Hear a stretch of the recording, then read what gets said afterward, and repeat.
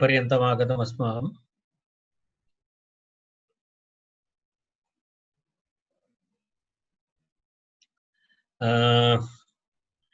ह्यः वयं केश अश्वाभ्यां यञ्छावन्यतरस्याम् इति सूत्रपर्यन्तं वयं पठितवन्तः। किमस्ति?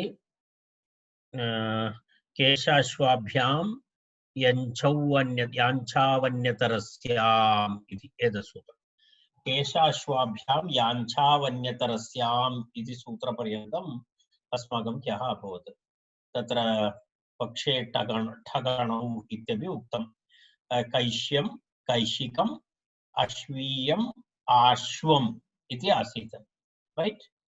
तदनन्तरम् अग्रिमं सूत्रमस्ति पाशादिभ्यो यः इति सूत्रम्। पाशादिभ्यो यः, पाशादिभ्यो यः इति सूत्रम्।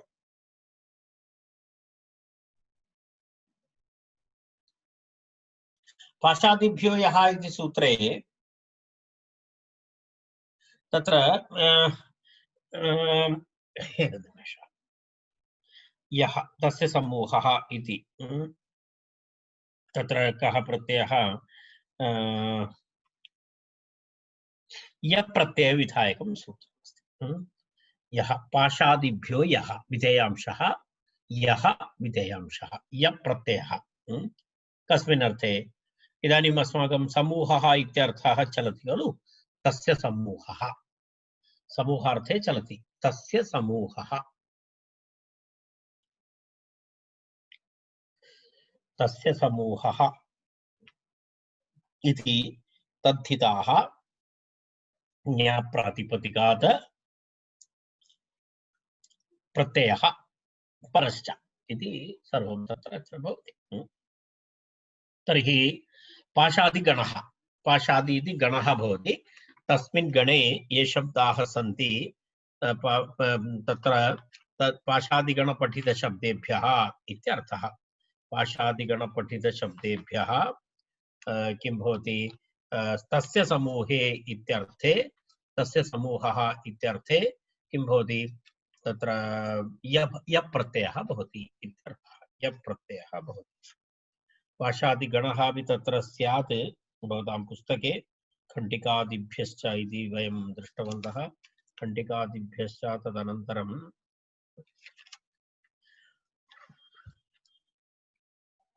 पाश, तृण, धूम, वात, अंगार, पाटल, पोत, गल, पिटक, पिटाक, शकट, हल, नट, वन इति एते शब्दाः किं पाशादिगणपठितशब्दाः। एतेभ्यः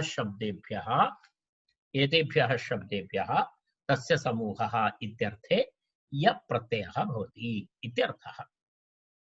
तत्र यः प्रत्ययः भवति सामान्यतः स्त्रीलिङ्गशब्दाः तत्र एते सर्वे। तत्र पाशानां यदा प्रथमशब्दः अस्ति पाश्या इति शब्दः। पाश्या, पाश्या इति शब्दः, पाश्या इति शब्दः। पाश्या इति शब्दस्य किमस्ति? तत्र पाशानां समूहः। पाशानाम् इत्युक्ते तृणानां समूहः इत्यर्थः। पाश इत्युक्ते तृणम् इत्यर्थः।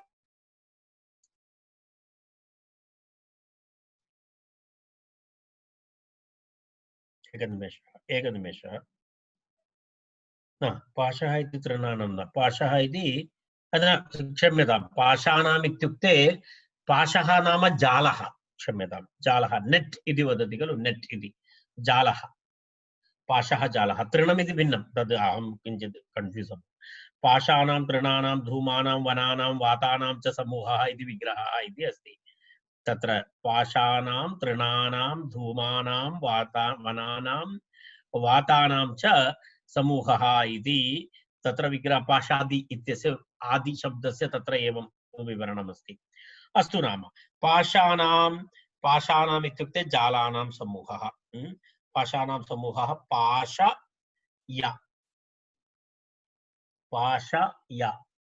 पाशशब्दः तस्मात् य प्रत्ययः।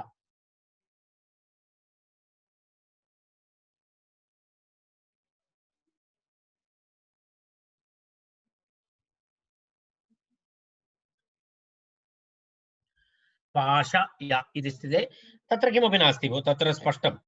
तत्र यस्य इति च इति सूत्रेण अकारलोपः पाश य पाश्य इति शब्दः भवति, प्रातिपदिकं भवति। तस्मात्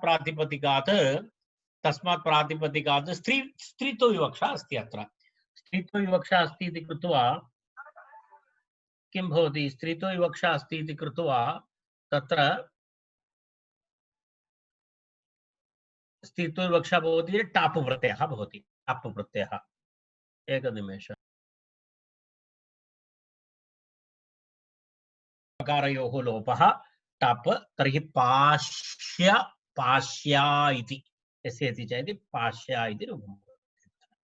पाश्या इति स्त्रीलिङ्गशब्दः। पाश्या पाषाणां समूहः इत्यर्थे पाश्या इति।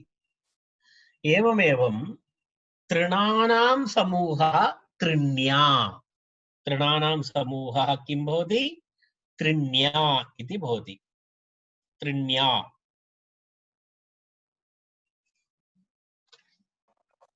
तृणानां समूहः त्रिण्या। तृणशब्दः, तृणशब्दात् य, अनेन सूत्रेण य, तृण य, यस्य इति च इति अकारलोपः तृण य, त्रिण्य। स्त्रीत्व विवक्षायाम् अजाद्यदष्टाप् इति टाप्, टकारपकारयोः लोपे त्रिण्य आ, यस्य इति च पुनः अकारलोपः त्रिण्या। त्रिण्या इति रूपं भवति। त्रिण्या इत्युक्ते तृणानां समूहः। धूमराशिः, धूमानां समूहः। धूमानां समूहः धूम्य, समानम्। इदानीं तस्य विवरणं पुनः करणीयं नास्ति। धूमानां समूहः धूम्य। धूमशब्दः, धूमशब्दात् य, धूम य, अकारलोपः धूमय, धूम्या, टाप् धूम्या। सर्वसमानप्रक्रिया इति कृत्वा इदानीम् अग्रे प्रक्रियां न वदामि। वन्या, वन्या इत्युक्ते वनानां समूहः। वन्या, वनानां समूहः इति वन्या इत्यर्थः। अनन्तरं किमस्ति, वातानां समूहः वात्या। वात्या इति महावातः, वात्या।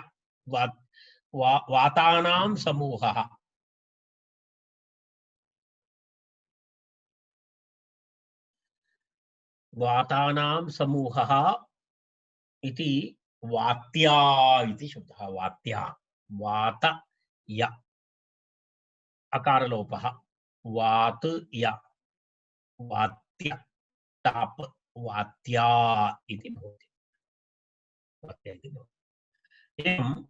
एवम् एतस्य सूत्रस्य विवरणमस्ति। किमस्ति, पाशादिभ्यो यः इति सूत्रं। पाशादिभ्यो यः, पाश्या, त्रिण्या, धूम्या, वन्या, वात्या इति उदाहरणम्। समूहार्थः अनुवर्तते। अग्रिमं सूत्रं खल गोरथात् इति। खल गोरथात् इति तत्र अग्रिमं सूत्रं। खल गोरथात् इति।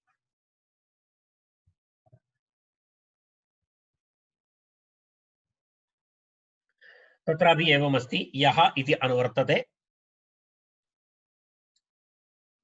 यः इति अनुवर्तते, तस्य समूहः। अनन्तरं तद्धितः इत्यादि तत्र शब्दाः पुनः तत्र भवति।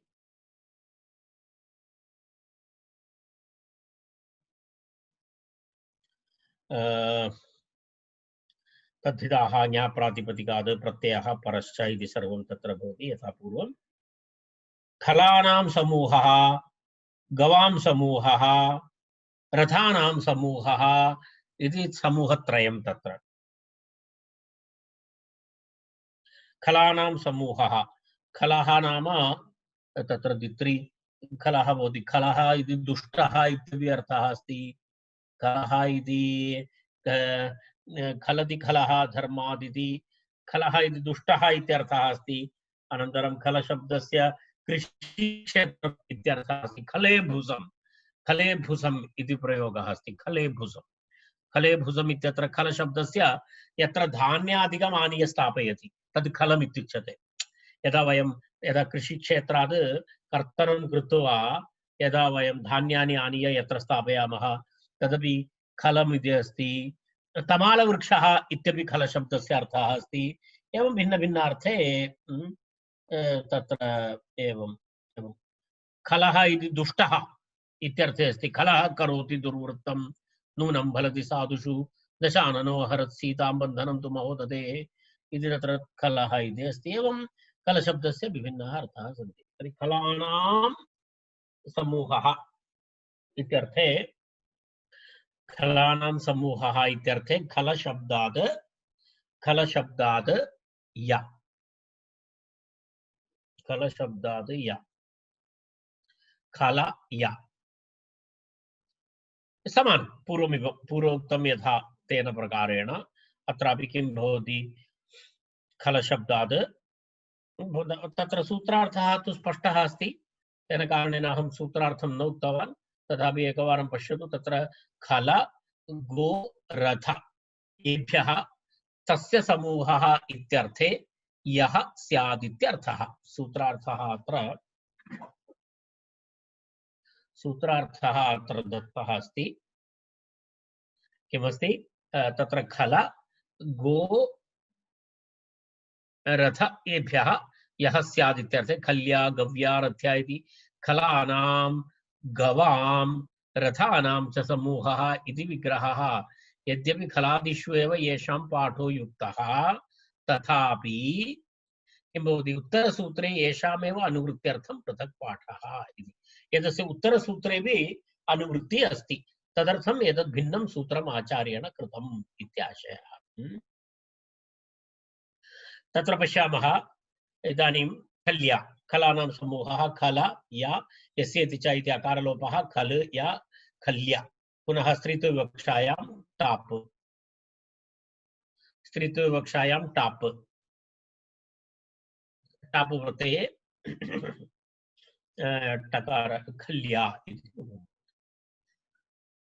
गवां समूहः गव्या, गोशब्दः, गोशब्दात् या, गो या, तत्र किमपि नास्ति। वान्तोयि प्रत्यये अवादेशः, वान्तोयि प्रत्यये इति अवादेशः गव या गव्या,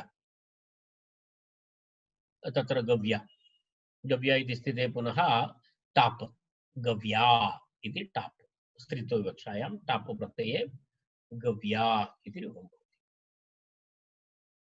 पुनः किमस्ति, रथ्या इति अपरः शब्दः। रथ्या, रथ्या इत्युक्ते रथानां समूहः इति रथ्या, रथानां समूहः इति रथ्या इति शब्दः।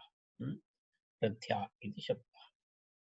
तर्हि तत्रापि समानमेव, तत्र किमपि विशिष्टं किमपि नास्ति। अस्तु, तर्हि एवं त्रयः शब्दाः खल्या गव्या रथ्या इति शब्दः। तस्य समूहः इत्यर्थे अन्तिमं सूत्रमस्ति इनित्रकट्यचश्च इति सूत्रम्। इनित्रकट्यचश्च,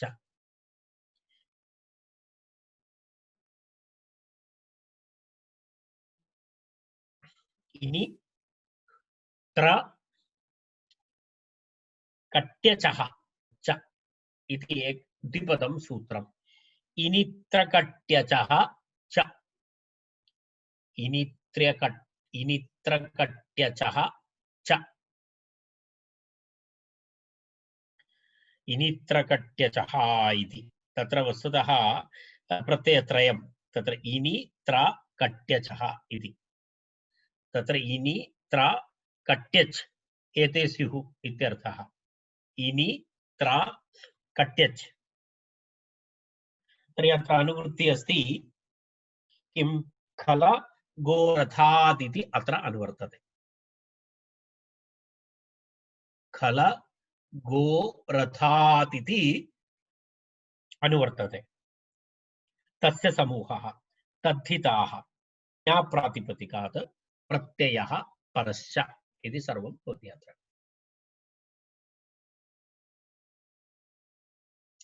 तत्र कथं भवति इत्युक्ते तत्र यथासङ्ख्य समानम् अनुदेशः इति उक्तम्।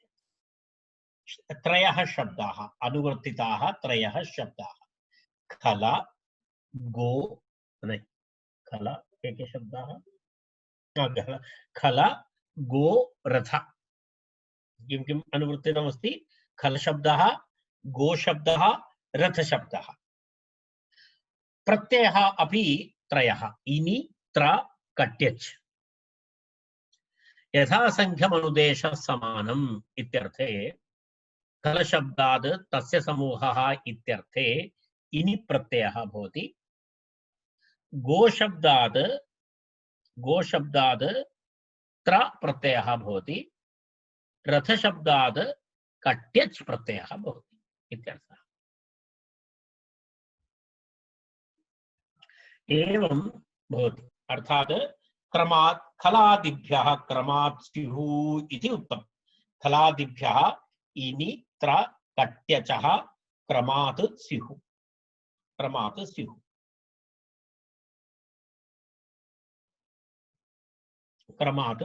इत्यर्थः। खलादिभ्यः क्रमात् इत्युक्ते यथासङ्ख्यम् अनुदेश समानम् इति तत्र परिभाषा। यथासङ्ख्यम् अनुदेश समानाम् इति अर्थात् प्रथमस्य स्थाने प्रथमः प्रत्ययः, द्वितीयस्य शब्दस्य स्थाने द्वितीयः प्रत्ययः, तृतीयस्य शब्दस्य स्थाने तृतीयः प्रत्ययः इति खल शब्दादीनि, गो शब्दात् त्र, रथ शब्दात् कट्यच् इति त्रयः। एकैकं रूपं पश्यामः। खल शब्दात् खलानां समूहः इत्यर्थे खल शब्दात् इनि त्र कट्यचश्च इति सूत्रेण इनि प्रत्ययः।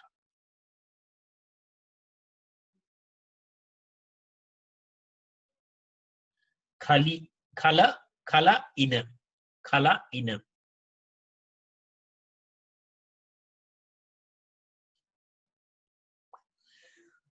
स्त्रीत्वं लोकात् इति उक्तं। स्त्रीलिङ्गशब्दः भवति एषः। तर्हि किम् अस्ति तत्र खल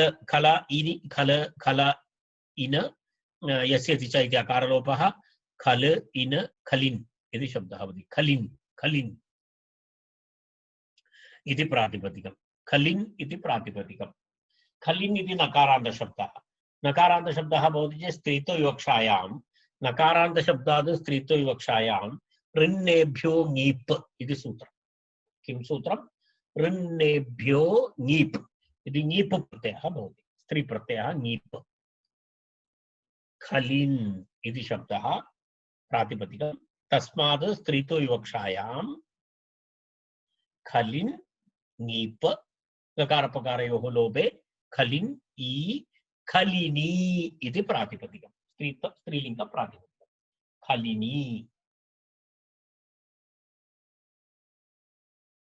खलिनी इति प्रातिपदिकम्।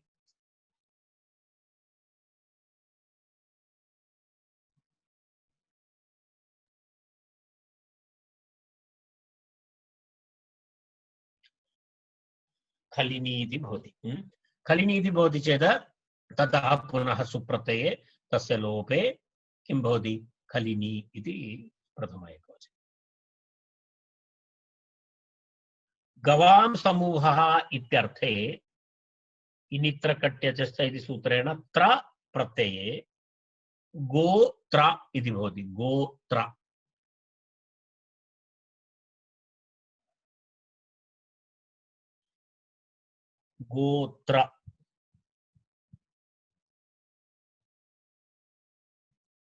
गोत्र इति भवति। गोत्र गोत्रशब्दात् टापु प्रत्ययः स्त्रीत्वविवक्षायां टापु प्रत्ययः भवति चेत् गोत्रा इति रूपं भवति, गोत्रा इति रूपं भवति।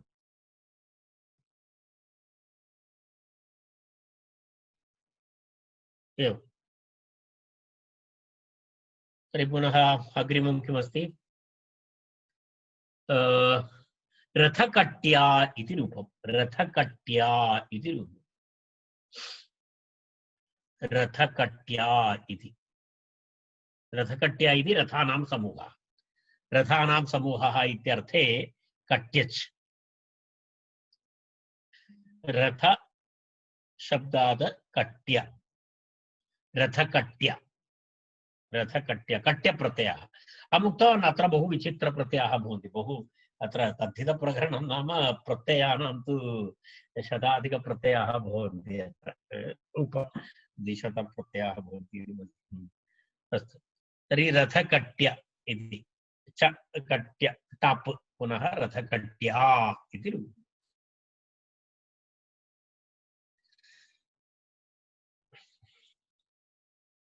इदानीं तत्र एकं वार्तिकमस्ति यस्मिन् सूत्रे खलादिभ्यः इनिः वक्तव्यः इति, खलादिभ्यः इनित्रिकट्यजश्चः इति सूत्रे इनिग्रहणम् अकृत्वा गोरधात्रकट्यचौ इत्येवं सूत्रं कृत्वा खलादिभ्यः इनि इति पृथक् कर्तव्यम् इत्यर्थः। तत्र एवं कश्चन वार्तिककारस्य मतं भिन्नमस्ति। तत्र कथं करणीयम्? इनित्रकट्यचश्च इति सूत्रे इनिग्रहणं न कृत्वा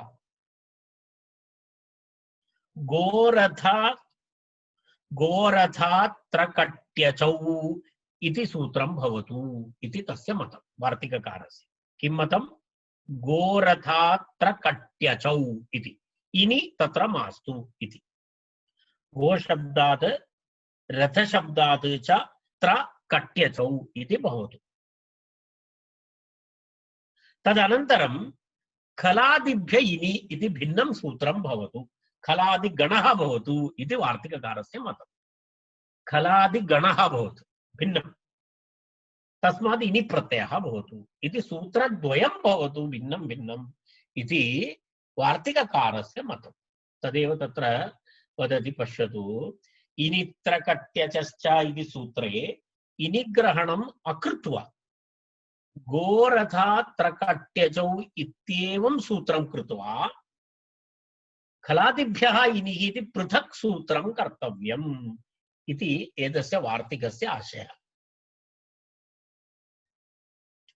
खलादिभ्य इनिः वक्तव्यः इत्यस्य आशयः एषः। सामान्याशयः न, किञ्चित् भिन्नता अस्ति अत्र अन्यवार्तिकापेक्षया। अत्र वार्तिकस्य भिन्नार्थः किञ्चिदस्ति। तत्र पुनरपि एकवारं पश्यामः वयम्। इनित्रकट्यजश्च इति सूत्रे इनिग्रहणम् अकृत्वा तत्र इनि मास्तु, तस्मिन् स्थाने केवलं गोरथात्रकट्यचौ इति सूत्रं भवतु इति एवं सूत्रं कृत्वा खलादिभ्यः इनिः इति पृथक् कर्तव्यम् इति आचार्यस्य मतः।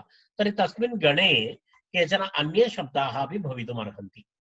तेन अन्येषां, यदा डाकिनी, कुटुम्बिनी इत्यादि आकृतिगणः भवति, अत्र अन्ये शब्दाः भवन्ति इति। अर्थात् खलादिगण पठितशब्देभ्यः इनि प्रत्ययः वक्तव्यः इत्यर्थः। इनि प्रत्ययः भवति। डाकिनी इति अस्ति, डाकिनी इति अमरचित्रकथायां काचिदस्ति डाकिनी इति। अहं बाल्यकाले तत्र कॉमिक्स मध्ये दृश्यते डाकिनी इति। डाकी इति वस्तुतः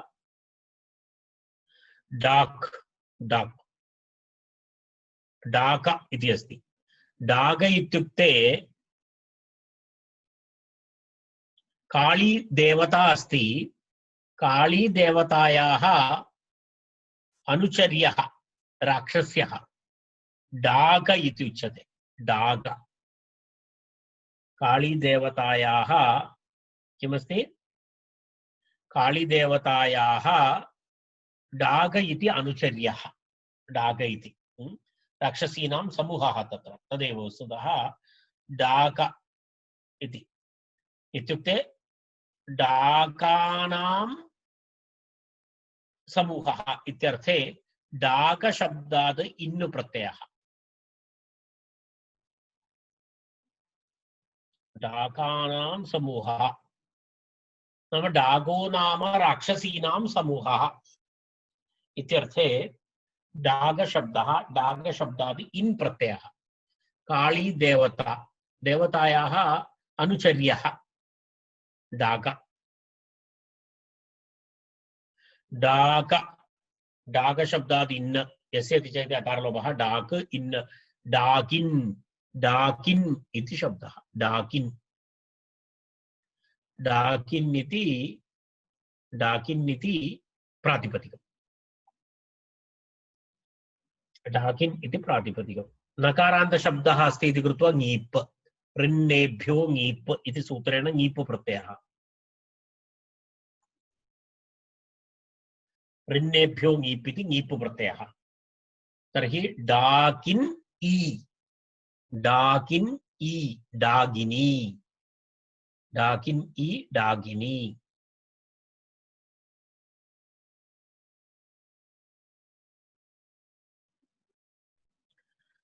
एवं डागिनी इति प्रातिपदिकं, सुप्रत्यये तस्य लोपे डागिनी इति शब्दः। एवमेवं कुटुम्बिनी इति शब्दः, कुटुम्बिनी इति शब्दः, कुटुम्बिनी इति शब्दः कुटुम्बानां समूहः, कुटुम्बानां समूहः इत्यर्थे कुटुम्बिनी इति शब्दः, कुटुम्बानां समूहः इति कुटुम्बशब्दात् इन् अनेन वार्तिकेन, कुटुम्बशब्दात् कुटुम्ब इन्, कुटुम्ब इन् यस्य इति च इति अकारलोपः, कुटुम्ब इन्, कुटुम्बिन्, कुटुम्बिन्। पुनः प्रातिपदिकं ऋन्नेभ्यो ङीप् इति सूत्रेण, ऋन्नेभ्यो ङीप् इति सूत्रेण किं भवति, ङीप्। तर्हि कुटुम्बिन ई, कुटुम्बिनी इति अर्थः, कुटुम्बिनी इति कुटुम्बानां समूहः इत्यर्थे कुटुम्बिनी इति शब्दः। आकृतिगणोऽयम्। इनित्रकट्यजस् इति सूत्रेण सह अत्र वस्तुतः तस्य समूहः इति तत्र प्रकरणं समाप्तम्, तत्र प्रकरणं तत्र समाप्यते। इदानीं पुनः अग्रिमः विषयः तत्र आरभते, विषयो देशे इति सूत्रम्।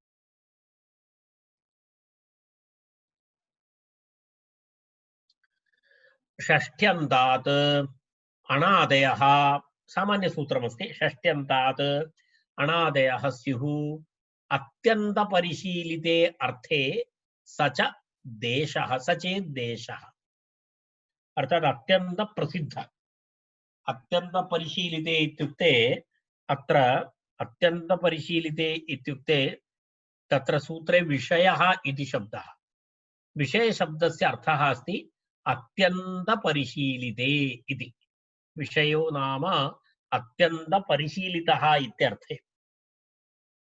अत्यन्तपरिशीलितः इत्युक्ते कः अर्थः, अत्यन्तपरिशीलितः इत्युक्ते तत्र विषयः इति, विषयशब्दस्य जनपदम् इत्यर्थः अस्ति, इन्द्रियग्राह्यवस्तु इति अर्थः अस्ति, निश्चितस्थानम् इत्यर्थः अस्ति, एवमेवं भिन्नभिन्न अर्थेषु तस्य प्रयोगः भवति।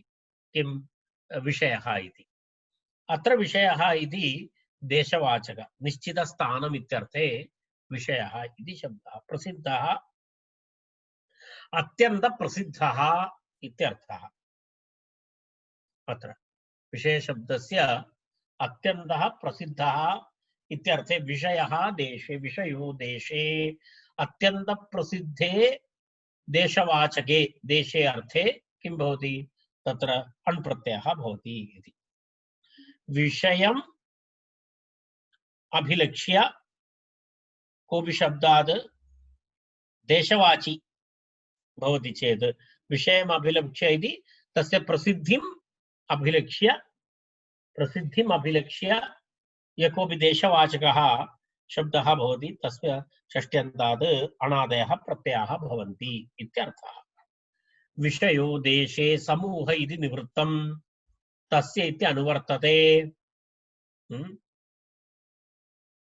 पश्यतु, समूहः इति निवृत्तं, समूहः निवृत्तम् अर्थात् एतावत्पर्यन्तं समूहार्थे आसीत्, इदानीं समूहः इति नास्ति, तस्य इति अनुवर्तते, तस्य समूहः इति। तस्य विषयः इत्यर्थे, तस्य विषयः इत्यर्थे प्रथमोच्चारितात् षष्ट्यन्तात् प्रत्ययाः स्युः इति लभ्यते। सूत्रार्थस्य सामान्य स्वरूपं मनोरमाकारः कथयति। किमस्ति? तस्य विषयः इत्यर्थे तस्य विषयः अत्यंत प्रसिद्धार्थे प्रथमोच्चारितात् षष्ट्यन्तात् प्रत्ययाः स्युः इति लभ्यते। तदाह षष्ट्यन्तात् इति अत्र सूत्रे उक्तं खलु, षष्ट्यन्तात् इति अणादयः स्युः। अनन्तरं विशेषशब्दं याचष्टे, विशेषशब्दस्य विवरणं करोति। विशेषशब्दं याचष्टे किम्? अत्यंत परिशीलिते अर्थे इति। कस्मिन् अर्थे विशेषशब्दः? अत्यंत परिशीलिते अर्थे इति। तत्र अस्ति देवदत्त विषयः अनुवाकः इत्यत्र तथा दर्शनात् इति भावः। अर्थात् कथं कुत्र दृश्यते विशेषशब्दस्य अत्यंत परिशीलिते इति? देवदत्त विषयकः अनुवाकः इति तद् भिन्नमस्ति। तदनन्तरम् अत्यंत परिशीलितार्थमिति तस्य प्रत्युदाहरणसन्दर्भे वयं चर्चां कुर्मः। तत् किञ्चित् पार्श्वे स्थापयतु। तस्य तत्र देश इति तद् भिन्नं प्रत्युदाहरणमपि भवति। कारणं सामान्यतः परिशीलितार्थः इति तत्र दृश्यते। कुत्र? देवदत्तविषयः अनुवाकः, सः कोऽपि अत्यन्तं परिशीलनं कृतवान् इत्यर्थे दृश्यते। तर्हि तत्र अतिव्याप्तिः स्यात्। अर्थात् अत्र विशेषशब्दस्य अत्यन्तपरिशीलितः अर्थः स्वीक्रियते चेत् अन्यत्र अतिव्याप्तिः स्यात् इति कृत्वा आचार्यः सचेतिति। अत्र कः अर्थः अस्ति? सः अत्यन्तपरिशीलितः अर्थः देशश्चेदिति। अर्थात् यत्र देशार्थे गम्यमाने, देशार्थे गम्यमाने इति विशेषविवरणं करोति आचार्यः। किं करोति? विशेषविवरणं करोति। किं विशेषविवरणं करोति? सः अत्यन्तपरिशीलितः अर्थः देशश्चेत्, अर्थात् देशवाचकः चेत् तत्र भवति। एवं च समन्वयं करोति। एवं च अत्यन्तपरिशीलिते देशे गम्ये प्रत्ययाः स्युः इति फलितम् इति सूत्रार्थः। समन्वयः एवं भवति। अत्यन्त परिशीलिते देशे गम्ये, देशवाचके गम्ये किं भवति? प्रत्ययाः स्युः इति। अत्यन्तपरिशीलिते इत्युक्ते अत्यन्तप्रसिद्धे इत्यर्थः। अत्यन्तपरिशीलिते इति अत्र प्रसिद्धे इत्यर्थः। पश्यतु, विशेषशब्दस्य भिन्न भिन्न अर्थः अस्ति। विशेषशब्दः हि अयं क्वचित्, पश्यतु, ग्रामसमूहात्मके जनपदे वर्तते। विशेषशब्दस्य प्रयोगः कुत्र भवति? ग्रामसमूहात्मके जनपदे वर्तते। तद्यथा सामन्तस्य राज्ञः विषयः अनेन लब्ध इति क्वचित् इन्द्रियग्राह्यो वर्तते।